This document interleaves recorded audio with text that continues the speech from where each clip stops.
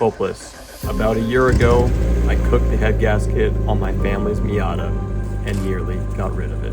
The Miata spent a lot of time in our family, going from generation to generation. It was truly the fundamental car in my car enthusiast journey. And one day, the engine gave out. It's December 8th. I'm about to embark on a journey that scares the heck out of me. This car is pretty much dead. I don't really know that much about engines, so I'm just gonna go ahead and try to dive in, see what it is. I ran compression, cylinders 2 and 3 are bad.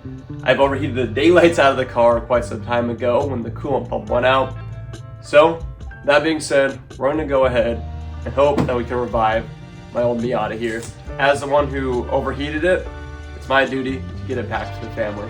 So let's see if we can make this happen. And so the journey began. I dove headfirst into literally disassembling everything. The first item to come off the car was the exhaust manifold. If you're gonna do this at home, you should get some good tools. I was using caveman grade stuff off the start. Just managed to break off this PCV valve. The amount of plastic I broke pulling the fuel system is actually hilarious. And at this point, we are pretty much working on getting off all of the electrical before attempting to pull off the valve cover gasket. Been out here a little while. As you can see, it's gone dark outside. Probably about 6 or so hours into the process. 7 hours into the process. At this point, hopes were still delusionally high. I was just full charge tearing into the engine all night long. Yep, that'll do it. Head's officially off. Now for the moment of truth. How destroyed and warped is the head, and are the cylinders still intact? To my surprise, everything actually looked pretty decent. So I went ahead and ordered some parts and waited for day 2. Still chugging along. Today I'm gonna go ahead and clean the bottom of the head right now. Measure it for any warpage with this handy dandy tool I just got. Had to order one, nice straight edge here. I'm gonna go ahead and see if the head actually needs to be resurfaced. I'd prefer to not have it resurfaced because that means I have to remove the cams and the lifters. And as someone who's never gone this far into an engine, that intimidates me because if I mess up just one of them, I'd have to tear apart the whole engine again. And I don't want to have to do that. So with any luck, the head's not warped, but let's be real now, probably gonna be warped.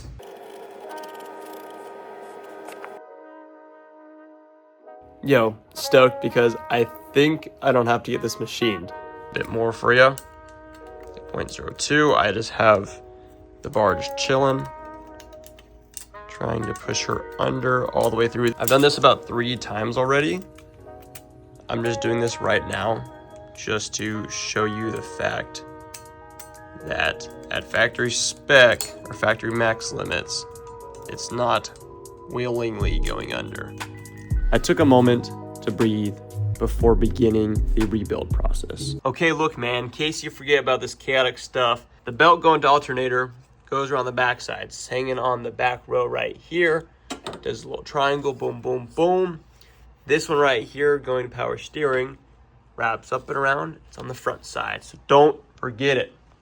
Sitting here at the end of night 3, just got everything ready for the water pump to be installed. Still delusionally hopeful. If I can knock this out and the car starts after this and runs, I'd be blown away. That'd be one of the more prouder moments of my life, I guess. But you know what?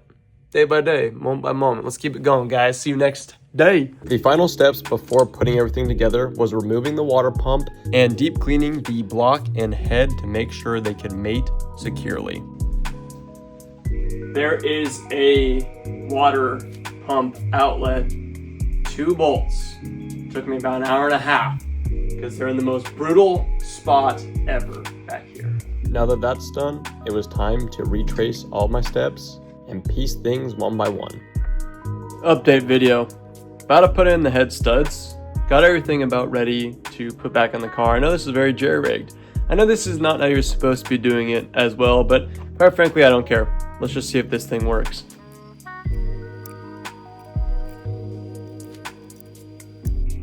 Isn't that cool?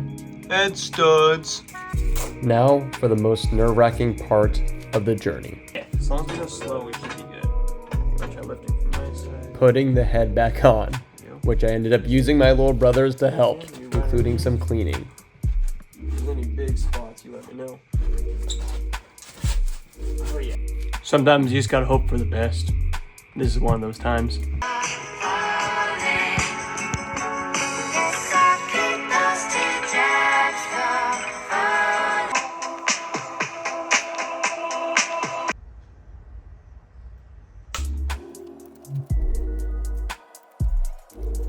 It's official. Head studs torqued to spec. I'll tell you what, doing timing for the first time is not easy. But hey, eventually we made it. Please ignore the coolant pipe. That's an issue for another time. Update on where we sit, dude. Got the head back on. You see the ARP studs chilling. Timing's good. Now I'm gonna go ahead and get ready to put on all the other belts. Hook up everything on the intake. Put that exhaust on. Valve cover, of course. And then hopefully give it a rip. At this point, I was genuinely nervous. First start was soon, and I had no clue as to whether or not I was reassembling the engine correctly. Just like that, it's all back together. It's not gorgeous. My work's not beautiful. I am nervous as heck. We're about to give this our first shot. Genuinely really nervous. It's been weeks and endless hours of work, and the thing that it could fail sucks, but let's give it a rip. Let's give it a rip. Don't narrate. Both of you hold the thing. It's stinky in here. All right, let's give it a go.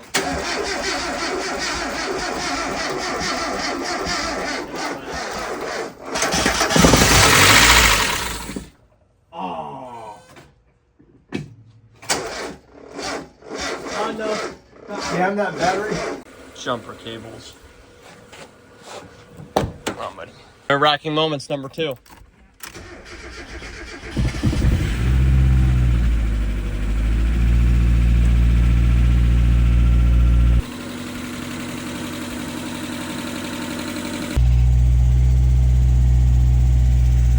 All right, so a little update here after the first start attempt.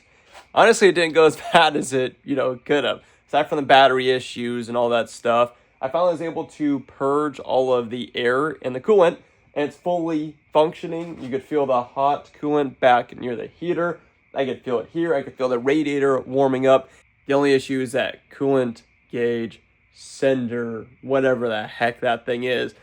It's absurd because I broke that piece off when removing the head, and I thought it was a ground. I literally just took a new O-ring terminal and crimped it to the existing wire and called it a ground. Turns out it's not a ground, it's a gauge. And that's why it's getting a bad read. It sucks because being a head gasket issue, I don't want to go for a first drive without knowing what temperatures it's at. Mold all over this hunk of junk, but check that out. Temp's holding good, very cold actually. See if they can warm themselves up. And now we're going crazy. Now we lost all RPMs. What the heck is going on? Confirmed, it's a battery issue. Holy cow, that might have done it. Excuse the window, it hasn't been cleaned in 9 months or so. Well, we can put this car under load now. We are going up the hill. Holy cow. We might have fixed it, everybody. We might have fixed it. Now it's time to figure out what was actually going on. And turns out that the alternator belt fell off. So I fixed that, put some new oil and coolant in, and got ready for an official test drive. January 2nd, going for a drive here. Come on, buddy. There we go. That clean idle and everything. This will be the first drive to see if it actually works. I only want to take it out for about 10 minutes because, well, look, I've got about 0 gas. I don't have much gas. The battery's been shaky, so I don't want to have to risk turning it off and turning it back on at a gas station in case I need to jump start or something. That would just kind of stink. But if we can do a 10-minute drive, it was unable to do that without overheating before. So we get a first 10-minute drive, we'll be all good. Oh yeah. So far, so good, people. This is crazy, man. So far, so good.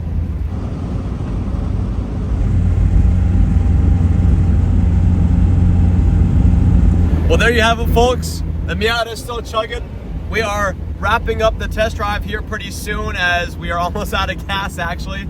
The car is holding temperatures. The car is driving fine. Honestly, could probably use a new coil pack, 'cause I know one of them's kind of bust. There's a lot of work to do. We're gonna clean the car. We're gonna try to tune up some other stuff. Take it on longer drives, take it on road trips. And if it keeps living good, if this car keeps doing good, I'll tell you what, I'll drive this thing across a whole entire nation. We'll see how this held up. I'm beyond proud of the work. I don't come from a car mechanic family. I did this project pretty much alone. I used Craftsman socket tool wrench almost exclusively, no power tools, no none of that. It's been an absolute grind. It took me nearly a month from start to finish, although most of that time was just waiting for parts and trying to get through, you know, Christmas and everything like that. But I'll tell you what, I'm stoked. And hey, if someone like me can do it, you can too. Don't be afraid to give things a shot in life, right? Especially something like this, your head gasket's down, the car doesn't run anyways, so give it a shot. It's like anything in life. It's always worth a shot, but I'm stoked, guys. I've since taken it out for another drive to make sure the Miata still had it. And with that, I think that concludes the episode. We're done. Catch you on the next update.